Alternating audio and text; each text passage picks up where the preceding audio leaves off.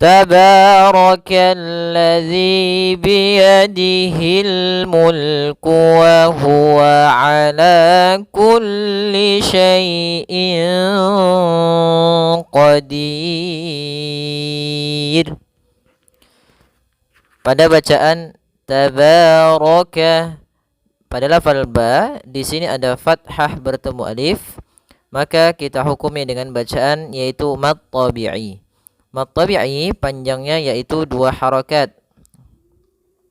Bagaimana kadar kita menghitung 2 harakat? Ya misalkan ba, maka kita kadarnya baba. Maka ba seperti itu. Baba, ba. Itu kadar untuk menghitung kita 2 harakat. Maka tabaraka, tabaraka.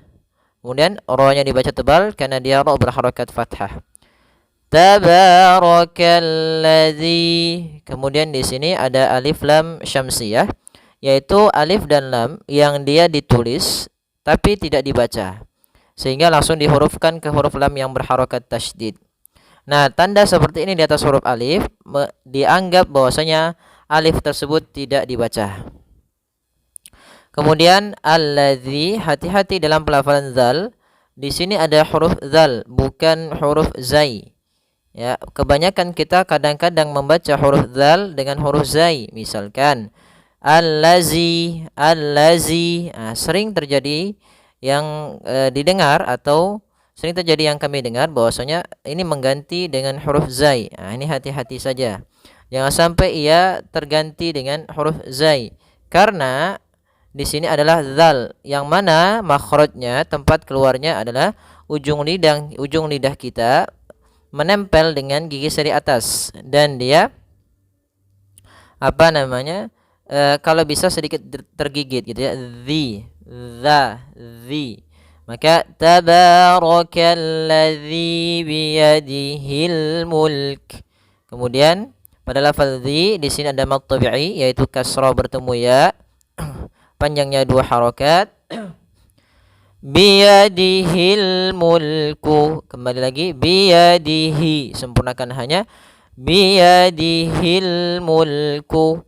Kemudian pada lafal al mulku di sini ada alif lam qamariyah, yaitu alif dan lam yang dia ditulis dan dibaca, maka dinamakan dengan qamariyah.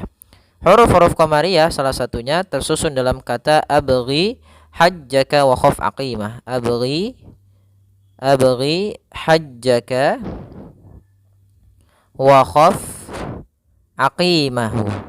Aqimah.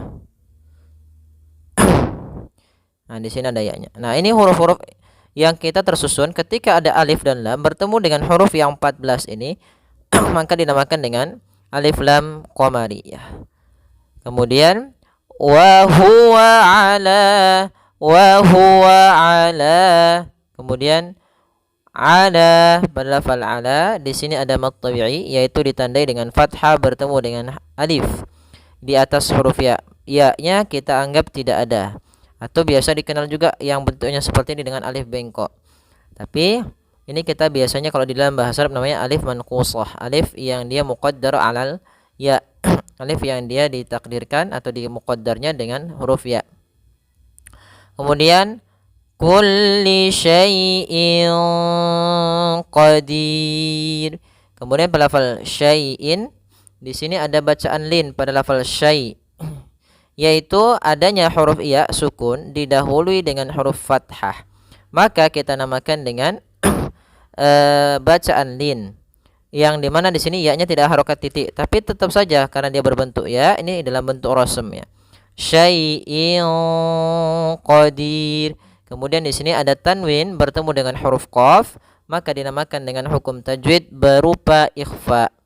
Ikhfa yaitu membaca di antara idgham dan izhar. Kalau idgham artinya dia memasukkan suara nunnya, dimasukkan ke huruf setelahnya. Kalau izhar suara nunnya dibaca dengan jelas. Misalkan man ketemu a, man a, jelas. Kalau idgham misalnya may yaqulu, masuk ke huruf ya. May yaqul. Sedangkan ikhfa di antara keduanya maka dinamakan dengan samar. Kemudian ditahan sedikit dalam lafal gunnah, lafal dengungannya atau gunnahnya, yaitu sepanjang 2 harakat. Dan di sini karena huruf qaf huruf isti'la, karena huruf qaf huruf isti'la, maka dia ada agak tebal dalam ikhfa'nya. Maka syai'in qa langsung ke huruf qaf. Maka menyamarkannya langsung ke huruf qaf, bukan syai'in qa. Jangan pakai eng, tapi dia langsung disamarkan ke huruf qafnya. Syai'in qadir. Kemudian pada lafal dir di sini ada bacaan yaitu mad arid lis sukun, yaitu mad yang terjadi ketika akhir bacaan kita, yang mana sebelum huruf akhir yang diwakafkan menjadi sukun ada huruf mad. Contoh di sini lafal qadir, ini huruf ra yang dia disukunkan karena wakaf. Sebelumnya ada huruf ya yang mana ya termasuk huruf mad. Maka awalnya qadirun ini kan asalnya dari mad tabi'i, 2 harakat. Qadirun. Kemudian karena dia waqaf, maka di situ ra-nya sukun, sebelumnya huruf ya sukun. Maka di sini kan mad arid disukun asluhu mad tabi'i. Yang di mana mad arid disukun yang asalnya adalah mad tabi'i. Yaitu maka dirnya kita boleh memanjangkan 2 harakat, boleh pula 4 harakat, boleh pula 6 harakat. Maka boleh kita baca misalnya qadir 2 harakat, qadir 4 harakat, atau yang 6 harakat pun. Nah, tapi kemudian di sini huruf ra karena dia disukunkan, maka di sini dia jatuh hukumnya adalah hukum ra tifis yang kita namakan dengan ra tarqiq. Ra tarqiq tidak boleh dibaca qadir. Jadi tebal. Misalnya syai'in qadir. Enggak. Tapi dia tipis ra-nya. Syai'in qadir. Nah, seperti itu. Kita coba ulang secara utuh lengkapnya. Tabarakalladzi biyadihil mulku wa huwa ala kulli syai'in qadir. Kemudian ayat yang kedua, alladzi khalaqal mauta wal hayata liyabluwakum ayyukum ahsanu amala wa huwal azizul ghafur. Misalkan kalau kita tidak wakaf di amala, kita lanjutkan, maka caranya seperti ini. Liyabluwakum ayyukum ahsanu amala wa huwal azizul ghafur. Baik, pada lafal alladzi kembali lagi kita mendapati hukum tajwid berupa alif lam syamsiyah, yaitu alif dan lam yang dia ditulis tapi tidak terbaca. Maka di sini langsung ke huruf lam yang berharakat tasydid. Maka Allah. Nah, tanda ini di awal ini tandanya bahwasanya huruf tersebut tidak dibaca. Atau dia menandakan hamzatul wasal yang dia alifnya kalau di awal itu diberikan tanda fathah. Kalau dia di tengah-tengah tidak dibaca. Kemudian pada lafal alladzi, kemudian pada lafal dzi di sini ada bacaan mad tabi'i, yaitu ditandai dengan adanya huruf berharakat kasrah bertemu dengan huruf ya sukun. Panjangnya berapa harakat? Panjangnya 2 harakat. Kemudian kita perlu hati-hati di dalam lafal zal kembali. Zal jangan sampai terubah dan terbaca menjadi huruf zai. Yang mana sering terjadi yaitu membaca huruf zal dengan huruf zai. Tidak boleh, karena nanti takutnya merubah makna dan termasuk kepada lahan jali, karena dia merubah huruf. Alladzi khalaqal mauta, khalaqal. Kemudian pada lafal al mauta di sini ada bacaan alif lam qamariyah, yaitu alif lam yang ditulis dan dibaca lamnya. Kemudian pada lafal mauta di sini ada bacaan lin, yaitu bacaan yang lembut, al mauta. Makhraj huruf waw agar kita lebih sempurna, yaitu kita monyongkan sedikit bibir kita atau ya monyongkan mulut kita, mauta, al mauta. Kemudian wal hayata. Kemudian pada lafal wal hayata sama kembali alif lam qamariyah, ada hanya alif dan lam yang ditulis dan dibaca. Kemudian pada lafal al hayata di sini ada penulisan rosem dengan huruf waw di atasnya alif kecil. Kadang ada yang menulisnya begini al hayata, ada juga yang menulisnya seperti ini. Ini dalam Rosem Usman nih. Ya, maka wa di sini bukan dibaca al hayawata, bukan. tapi dibaca dengan al-hayata, bukan al-hayawata, sehingga ditandai di sini dengan warna abu-abu, yaitu huruf wawunya dianggap tidak ada. Maka bukan kita baca wal hayawata, tidak, tapi al wal hayata. Panjangnya, kemudian di lafal ya, di sini ada mad tabi'i berupa fathah bertemu alif. Kemudian liyabluwakum. Kemudian di sini pada huruf ba sukun ada namanya bacaan qalqalah, yaitu bacaan yang memantul. Qalqalah artinya dari kata qalqala yuqalqilu qalqalatan bermakna al-ittirab, pantulan. Nah, untuk pantulan dalam huruf-huruf qalqalah itu tidak boleh ada yang namanya penambahan hamzah. Misalkan liyab, nah, ada tambahan hamzah yang disukunkan.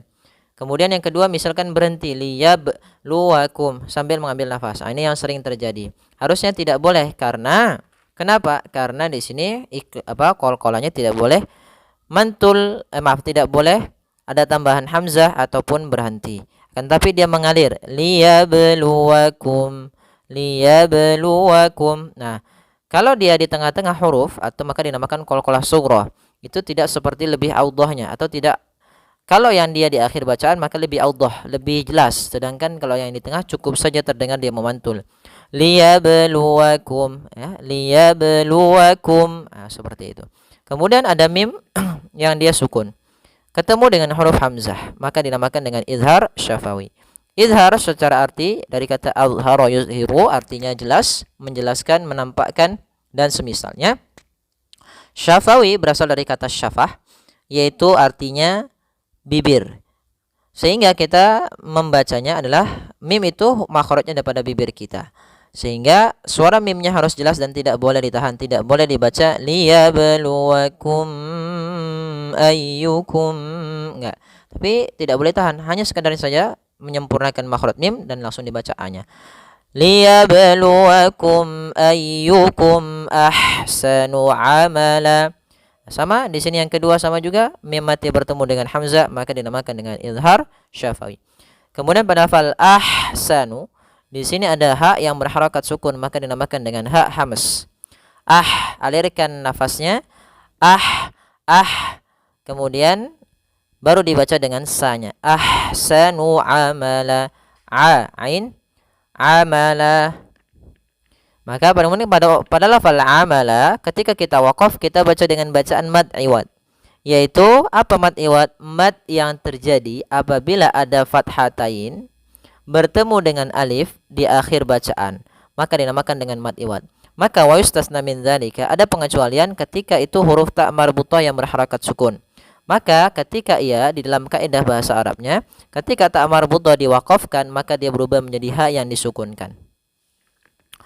Akan tetapi ketika kita lanjut, maka dia menjadi hukumnya adalah idgham bi gunnah, yaitu adanya tanwin an in un.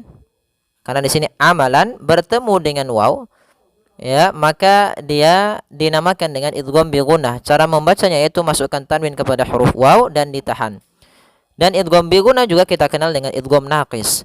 Amalan wa. Nah, caranya adalah dimasukkan.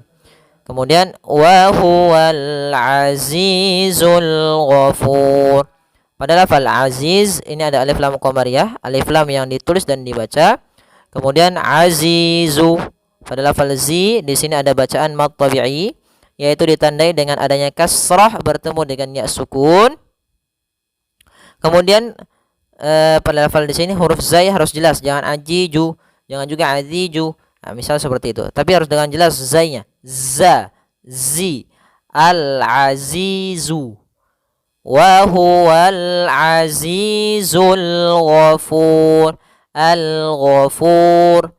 Kemudian al-ghafur kembali lagi kita dapati alif lam qamariyah. Kemudian pada lafal ghafur. Nah, maka di sini ada bacaan mad arid lis sukun, yaitu mad yang terjadi di akhir waqaf, yang sebelum huruf akhirnya yang diwaqafkan menjadi sukun ada huruf mad, ya. Maka kita boleh memanjangkan sepanjang 2 harokat, 4 harokat ataupun 6 harokat. Dan di sini ada huruf yang diwaqafkan adalah huruf ra, maka kita ada tambahan hukum yaitu hukum ra tafkhim. Ra yang dia dibaca dengan tebal. Semoga bermanfaat. Kurang lebihnya mohon maaf. Jazakumullahu khairan.